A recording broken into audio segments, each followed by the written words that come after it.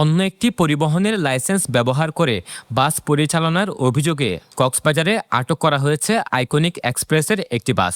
অভিযোগ উঠেছে বাসটিতে ব্যবহৃত নম্বরটি মূলত গ্রিন সেন্ট মার্টিন পরিবহনের নামে নিবন্ধিত। বুধবার রাত ৯টার দিকে কক্সবাজার শহরের জেলগেট এলাকায় এই ঘটনা ঘটে। যাত্রীবাহী বাসটি আটকের খবর ছড়িয়ে পড়লে সেখানে উৎসুক মানুষের ভিড় জমে যায়।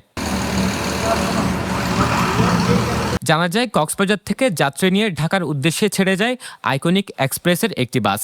পথে গ্রিন সেন্ট মার্টিন পরিবহনের সংশ্লিষ্ট কয়েকজন বাসটির নম্বর নিয়ে আপত্তি জানান। তাদের দাবি, বাসটিতে ব্যবহৃত নম্বরটি তাদের প্রতিষ্ঠানের নামে নিবন্ধিত। পরে তারা বাসটি আটকে দেয়। খবর পেয়ে ঘটনাস্থলে পৌঁছে ট্রাফিক পুলিশ বাসটিকে নিজেদের হেফাজতে নেয়।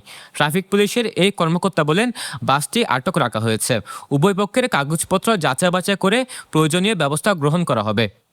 আমি গাড়ির চালককে গাড়ির কাগজপত্র প্রদর্শন করতে বলি, উনি কোনো রকম কাগজপত্র আমাকে প্রদর্শন করতে পারে নাই, এবং ইভেন ওনার লাইসেন্স এবং গাড়ির কোনো কাগজপত্র উনি দেখাতে পারে নাই। যে কারণে আইনগত প্রক্রিয়ার অংশ হিসাবে আমি গাড়িটা ডাম্পিং করেছি। পরবর্তীতে ওনার যদি বৈধ কাগজপত্র থাকে, বৈধ কাগজপত্র যাচাই বাছাই করা হবে। নিয়ে আসলে সেই যাচাই বাছাই প্রক্রিয়া শেষ করে যদি উনি বৈধ দাবিদার হয় নিয়ে যাবে, না হলে আইনগত প্রক্রিয়ায় নিষ্পত্তি করা হবে। সেটা যদি অন্য কারো হয়ে থাকে, কেউ অভিযোগ দিয়ে থাকে, তাহলে সেটা ঊর্ধ্বতন কর্তৃপক্ষ যারা আছে তারা আইনগত ব্যবস্থা গ্রহণ করবে।